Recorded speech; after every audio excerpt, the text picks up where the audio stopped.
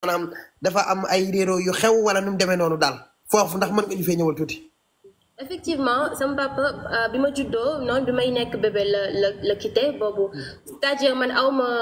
awma benn connexion ak moom awma benn affinité ak moom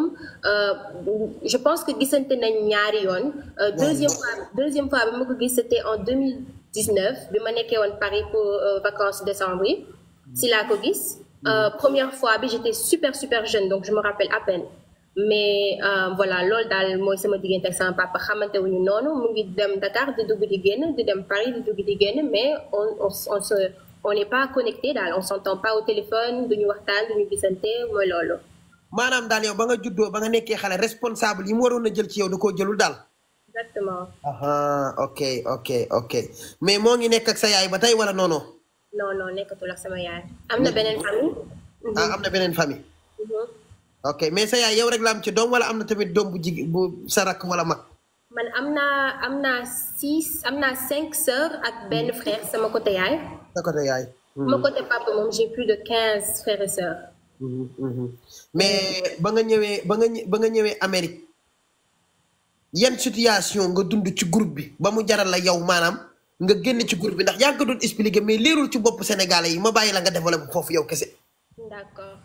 ok donc bi ma egsee biñ may tànn Sénégal waykat lañ ma tànnee woon tànneewu c'est vrai que dañu bëggoon xale boo xamante ne dafay way di fecc ba pare koo xamante ne tamit dafa am énergie bu boo xamante ne dafay baax koo xamante ne ku mu nekkal dafay am jàmm ak moom yaa ngi comprendre dafay am affinité ak nit yi donc loolu lañ doon ut te koo xamante ne tamit dafa gaaw a mën a jàng parce que au début man làkkuma woon anglais te xamoon nañ ko. mais bi ma egsee ci groupe bi ça m'a pris 5 à 6 mois pour que may làkk anglais comme si que ni Amérique laa juddoo donc bi ma egsee ci groupe bi tout se passait bien au début bi ñu commencé tourner la affaire yi commencé am ay laxasoo parce que déjà ñoom bi ñu ma jëlee dañ ma jël pour ma nekk waykat mais dañ ma def fecckat parce que ci ginnaaw lañ ma daan sànni su ma demee studio damay nekk studio pendant plus de 12 heures de temps ay presque guddi yëpp damay nekk studio di enregistrer su ma enregistré ba pare bu son bi génnee ñu dindi sama voix effacer sama voix si fi ma ko way yépp dugal si voix wu keneen def ma fecc nag donc au début maa ngi doon am ay visibilité tuuti si musique yi ñu doon génne mais après nit yi dañ commencé sama fan si da nga doon gis sax si seen vidéo yi ñu naan mais Diarra est-ce que mu ngi ak yéen Diarra est-ce que elle est là elle est en tournée est-ce que machin sama fan si Sénégal yi sama fan si yeneen dëkk yi dañ doon laajte loolu léegi bi ma demee tournée première fois bi nga xamante ne nii sama fit bi dalatul pour ma ànd ak ñoom dama nekkoon sur scène di def show ak ñoom ñun ñëpp groupe bi ñu nekk sur scène nekk Brésil. léegi nag man daal Adamo la prochaine étape bi ma la mën a wax mooy hôpital laa yeewoo dégg nga ñu branché ma ay fil ak lu ne ñu dugg si. léegi bi ma yeewoo ñaari docteur ñoo fa nekkoon benn docteur buy làkk anglais ak beneen docteur buy làkk français. mais nan nga def ba nelaw jékki-jékki yeewoo ji hôpital dafa am lu la jox wala dafa am ah. xëm da laa def sur scène xëm. sur scène xëm. mais xam bi naturel la ñëwee wala amul loo lekk amul loo naan dara jotu la. xam naa parce que en fait ñoom bi ma demee hôpital biñ ma xoolee dañ ne que dama déshydraté dañ ne que daaw ma lekk correctement que maanaam dañuy liggéeyloo ba mu ëpp overtime maanaam boo amulee noppalu bu doy ak ndox hydratation bu doy ak lekk bu doy daf lay affecté surtout âge boobu da lay affecté donc si la daanu xam sur scène. léegi ñoom ñu woo ambulance et tout man bi ma yeewoo la ma sama fan si doon envoyé vidéo yeeg yooyu ñoom ñëpp fekk ñu ngi sur scène concert ma xam sur scène sama fan si am nañ sax vidéo yooyu noonu léegi ambulance bi ma jëlee ambulance jël si ma yóbbu ma hôpital yaa ngi may dégg bu baax wala mu ngi suuf léegi waaw mi ngi baax ok ambulance yóbbu ma hôpital ma yeewoo hôpital ndekete waa groupe dem nañ quitté nañ Brésil dem Japon je sais pas ban dëkk lañ dem man daal dama yeewu man ak docteur bi si hôpital bi ne ma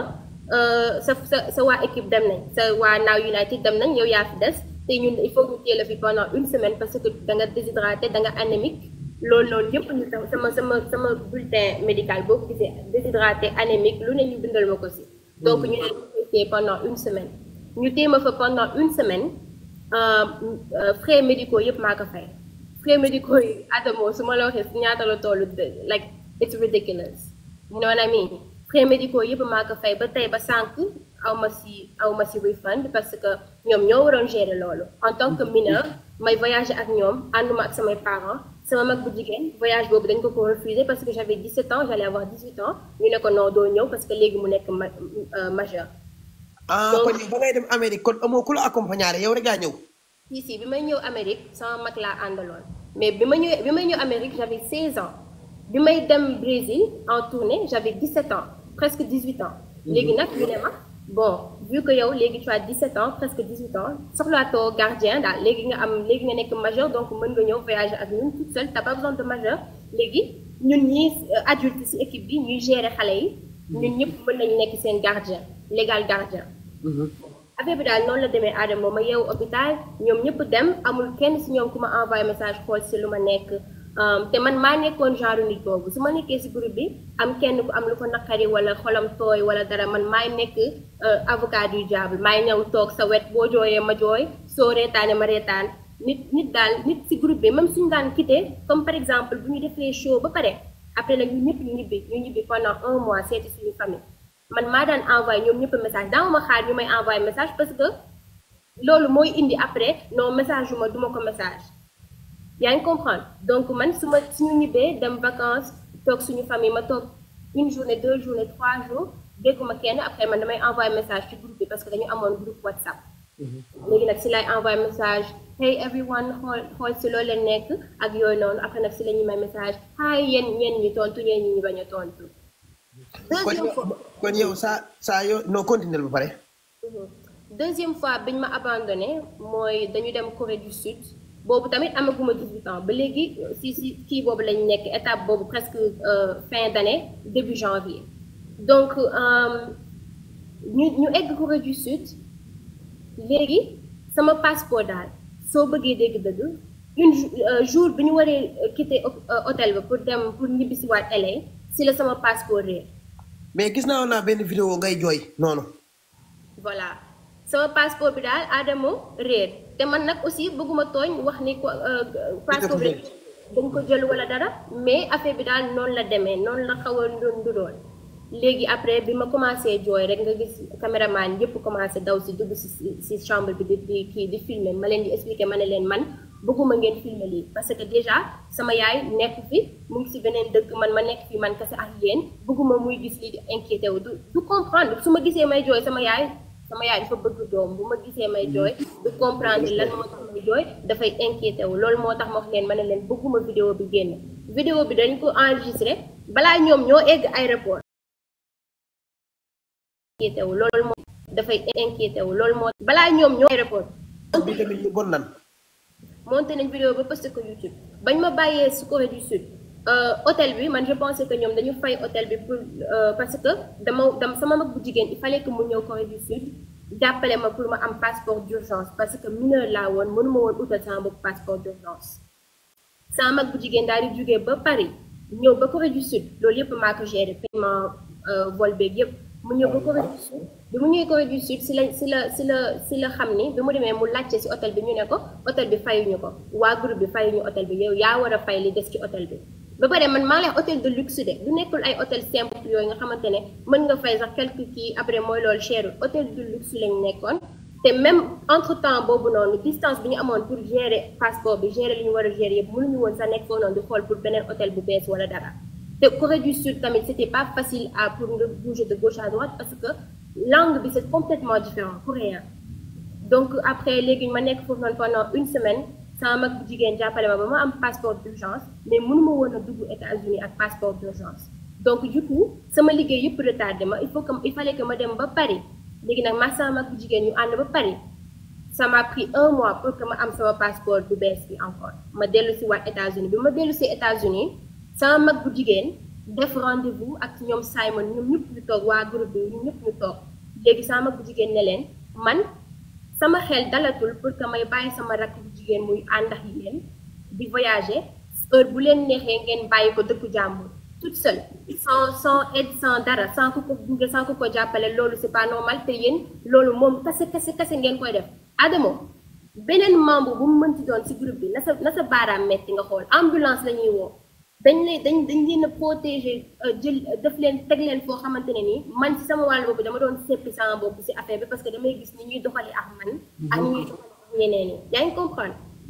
léegi nag sax après à partir de ce moment là si la ñoom parce que ñoom wanewuñu benn remords excusé wuñu ci loolu defuñu ñoom en gros daal li ñu wax mooy mënuñu woon arrêté seen tournée parce que waa yeneen dëkk yi fan si yeneen dëkk yi dañu jënd seen ticket ba pare te ñoom nanguwuñu woon pour def ay remboursement ak yooyu donc il fallait que ñoom ñu continuer dem tournée léegi ils s'en foutent su fekkee man maa ngi si jàmm ou pas donc loolu moo taxoon ma quitté groupe. waaw kon ñoom danoo raciste. exactement. waaw mais yow yàlla dimbali na la ba tey yaa ngi ak sa bon santé mën a toog ndax jaara dafa am ménagère foofu léegi wala.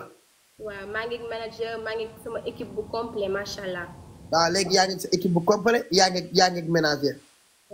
waaw sa rakk bu jigéen bi ana moom mi ngi fële France ba tey wala. non mag bu jigéen moom mu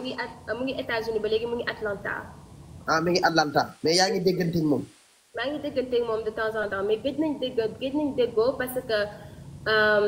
xam nga dafa am yenn yoo xamante ne nii sax peut-être que tey jii mënuma ko wax ci live bi parce que ay affaire yu famille la.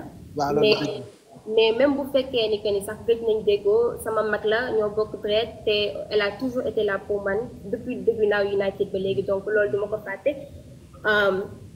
mais voilà des fois day am ndogal yoo xamante ne dafay am même ba ci biir famille voilà loolu daal moom moo am mais information boobu moom bëgguma ci sori torop. dëgg la affaire de famille lu ñuy lijjanti affaire de famille la di lu ñuy indi ci internet bi parce que ay wax day dem te yéen a bokk ndey ak baay te soutenir na la jàppale la fu ne. li nga wax nii moom c'est tout à fait normal nii la nit ku baax di def waaw léegi nag beneen demande bi ma lay laaj mooy. waaw. lan moo indi challenge bi la famille au Sénégal non. man loolu. Adama yi def jaara.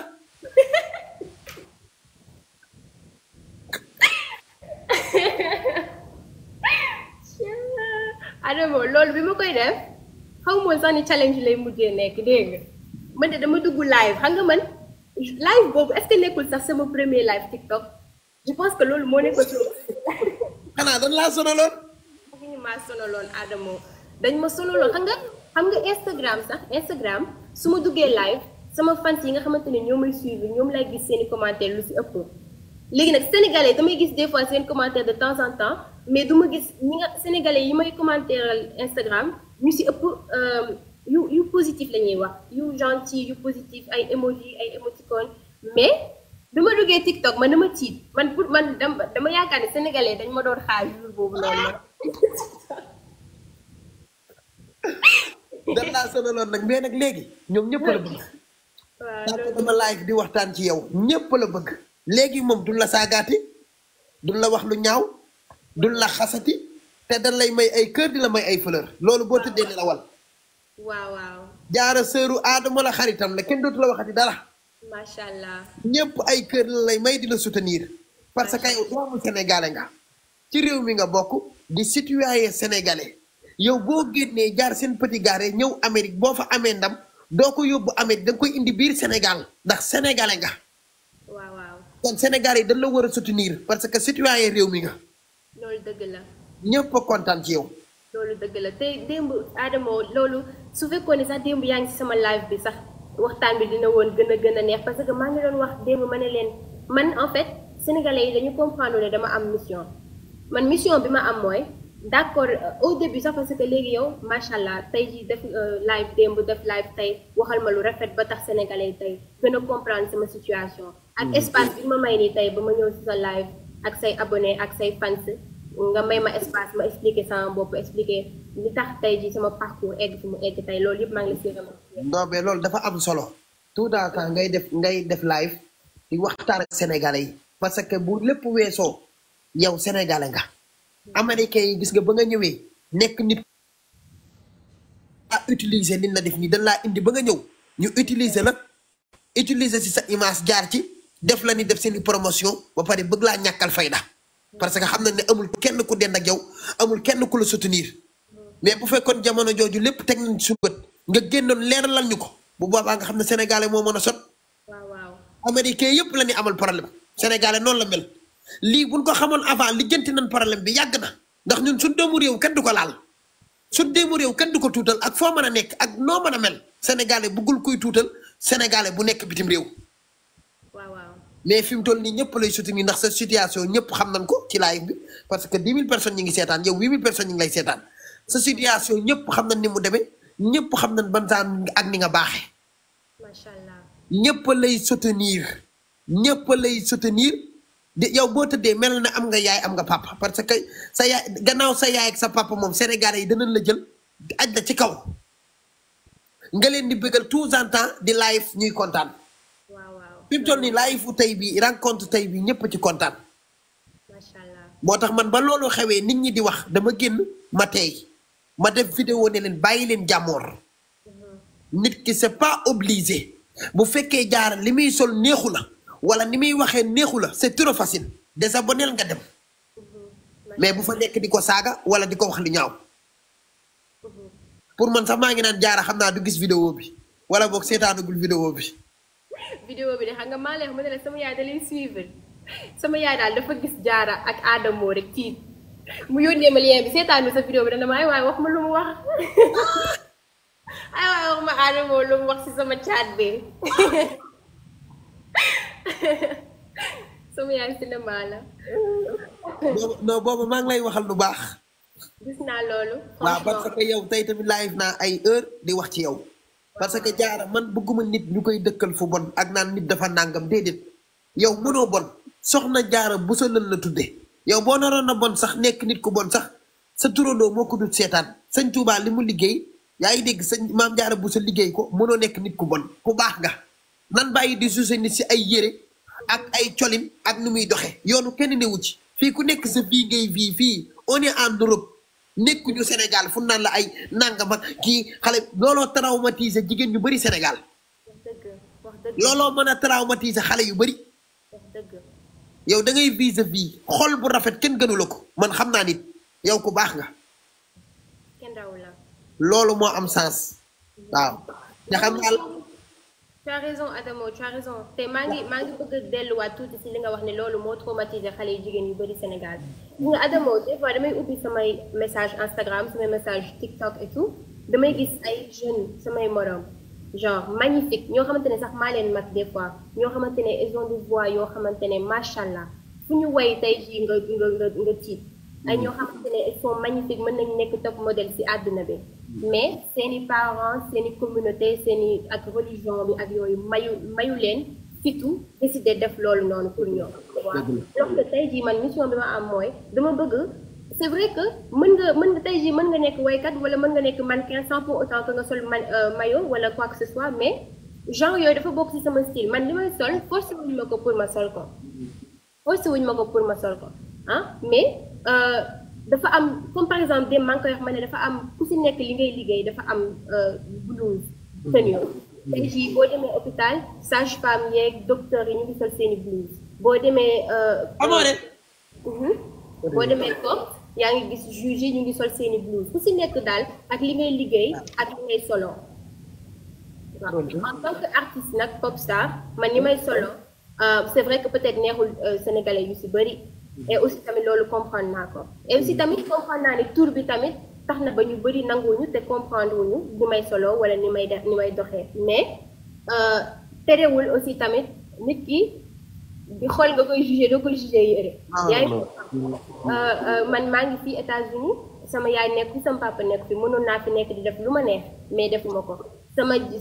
sama jàmm laa jàpp sama ñàmbu jàpp sama liggéey taluma dara lu dul dem studio def li may def ñibbisi like comme sama moroom mi nag I party I love to party damay dem génn dem boîte ànd ak samay xarit foo kafre mais damay liggéey jàpp sama ñàmbu toppatoo sama famille loolu daal moom ma ëppal solo tooñu ma saagaw ma xastew ma tooñu daal man daal su ma sañoon sénégalais yi gën a ubbi seen bët si opportunité yi am si àdduna bi ndax man Adamo dem naa fi plus de 30 pays right Adamo koo nekkal foofu ba mu lay coton tige non sama jabar la sa jabar la ok sama jabar la nuyul ma ko déggal jaara mu naan ba mu lay coton tige mais maanaam li ma bëgg wax daal mooy dem naa fi dëkk yu bëri yoo xamante ne xamuñu woon Sénégal xamuñu Dakar yaa ngi comprendre mais le fait que tey jii ma am opportunité dem dëkk yoo xamante ne damay présenter sama dëkk wax nañ ne man Sénégal laa jóge Dakar laa jóge ñu ne mais Dakar fan la nekk Sénégal fan la nekk et tout xam sama dëkk loolu ça me fait tellement plaisir opportunité yi ma am tey jii su fekkoon ni Dakar laa yam su fekkoon ni sama àdduna comme par exemple su fekkoon defuma Now United ma nekk Dakar opportunité yi ma am tey peut-être bu boobaa duma ko non Dakar moom kenn mënu fa am dara Dakar moom barki Serigne Babacar Sénégal kenn bëggu faa toog da ngay torox ah da ngay ñàkk da ngay toog fonde tëla café gu dëgër doo ko am boo yaree damitu cigarette grand yi taxaw grand may ma mos si waay café gi pare na Abdou may ma guux waay mais sa waay may ma xëcc ñaari tiir waay ñaari joint ñu ne foofu 100 francs gaayen 75 Sénégal moom booy fépp ko tale Sénégal mooy loolu. boo nekkoon Sénégal toog fa ba tey jaara torox nga ci sa artiste bi mu doon ni yow yaa li nga am ni yaa ko amal sa carrière bopp sa morom yi nga bokkaloon seen petit gàlle yépp ña nga Sénégal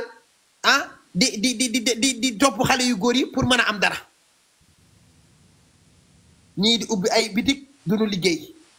ñii di def leneen ak leneen amuñu dara liggéeyul mënoo jekki-jekki 1 2 3 nga ubbi bitik il faut nga am carrière bu baax mel na soxna Jaara Buso jël way américain yi gisee jël la fay la xaalis nga mën a dépendre wu